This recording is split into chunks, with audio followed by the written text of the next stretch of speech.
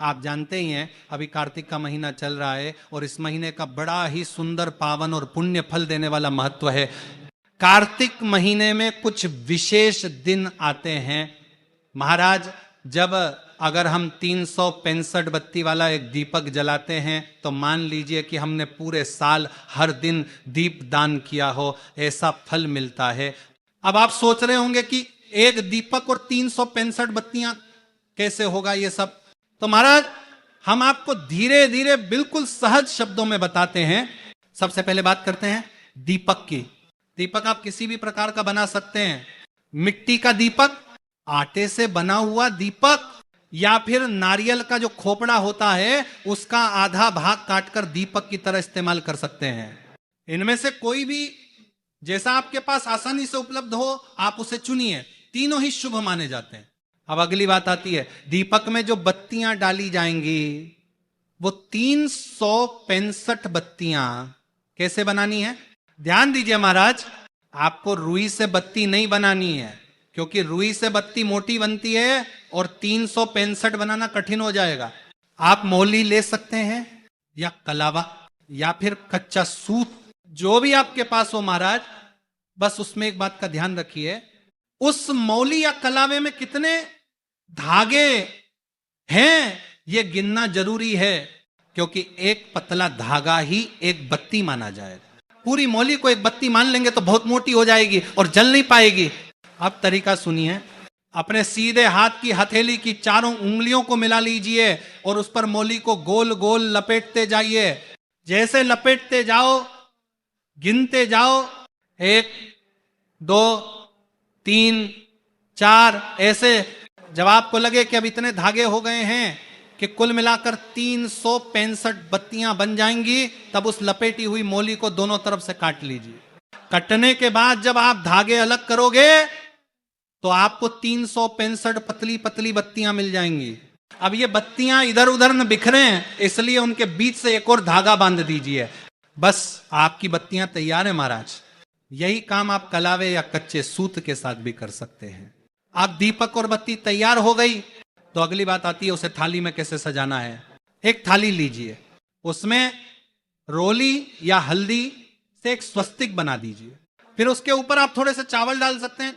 लेकिन अगर ये पूजा एकादशी के दिन कर रहे हैं तो चावल मत डालिए, उस दिन फूलों की पंखुड़ियां या तिल का आसन दे दीजिए। अब थाली में आपने जो दीपक तैयार किया है उसे रख दीजिए, फिर 365 बत्तियां जो आपने बनाई हैं उन्हें धीरे धीरे उस दीपक में रख दीजिए। अब दीपक में क्या डालना है, घी या तेल।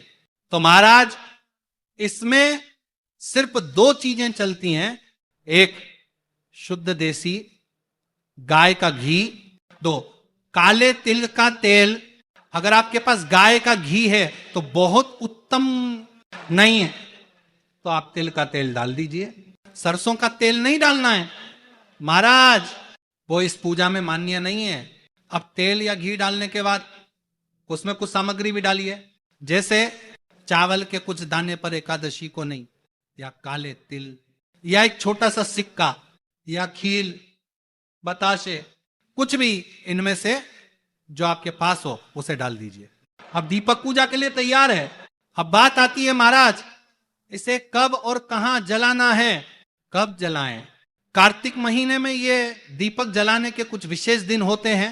देव उठनी एकादशी, आमला नवमी, कार्तिक पूर्णिमा और कार्तिक के आखिरी 5 दिन, इनमें से किसी भी दिन आप इसे कर सकते हैं। अगर चाहे तो हर दिन अलग अलग दीपक भी कर सकते हैं, नहीं तो किसी एक दिन श्रद्धा से कर लीजिए, वही बहुत फलदायक होगा। कहां जलाएं, आप ये दीपक अपने घर के मंदिर में रख सकते हैं, तुलसी के पास, रसोई में, या फिर किसी पेड़ के नीचे जैसे पीपल, शमी, आंवला, बेल, या आप मंदिर में जाकर भी जला सकते हैं। शिव जी, विष्णु जी, राम जी, कृष्ण जी के मंदिर में, या किसी नदी, तालाब, बावड़ी के घाट पर, बस जहां भी रखें, दीपक का मुख पूर्व दिशा या उत्तर दिशा की ओर हो, यह शुभ माना गया है। अब दीपक जलाने से पहले एक छोटी सी पूजा जरूर करें। दीपक के चारों ओर रोली, हल्दी, चंदन से तिलक करें, उस पर खील बताशे या कोई फल जैसे केला का भोग लगाएं। अगर दीपक जलने में परेशानी आए तो बत्ती के सिरे पर थोड़ा कपूर लगाकर जलाइए। जब दीपक जल जाए महाराज तो भगवान का स्मरण कीजिए, ओम नमः शिवाय, ओम नमो भगवते वासुदेवाय, या कोई भी अपने इष्ट देव का नाम लेकर पूरे भाव से प्रार्थना कीजिए। या चाहे तो कुछ ना बोले, क्योंकि महाराज जब हम भगवान से कुछ मांगते हैं तो हमें उतना ही मिलता है, लेकिन जब हम कुछ नहीं मांगते तो भगवान हमें इतना दे देते हैं जितना हमने सोचा भी नहीं होता। इसलिए इस दीपक को जलाकर बस आंखें बंद कर लीजिए, मन ही मन कहिए जो उचित हो प्रभु वही दीजिए। बस इतनी सी बात। अब कई महाराज सोचते हैं कि एक ही दिन में 5 दीपक बनाना कठिन है, तो कोई बात नहीं, एक दीपक भी आप अगर पूरी श्रद्धा, नियम और विधि से करते हो ना महाराज, तो वही पर्याप्त है, पूरे साल के दीपदान का फल मिल जाता है। अगर आपको बत्तियां बनानी कठिन लगे या आप चाहते हैं कि कोई आपको लाइव वीडियो में दिखाए कि कैसे बत्ती बनाएं, तो आप हमें कहिए, हम आपको दिखाएंगे। और किसी भी प्रकार की दिक्कत आए महाराज तो आप कमेंट करके हमसे पूछ सकते हैं, हम आपको अवश्य उत्तर देंगे। श्री शिवाय नमस्तुभ्यम महाराज।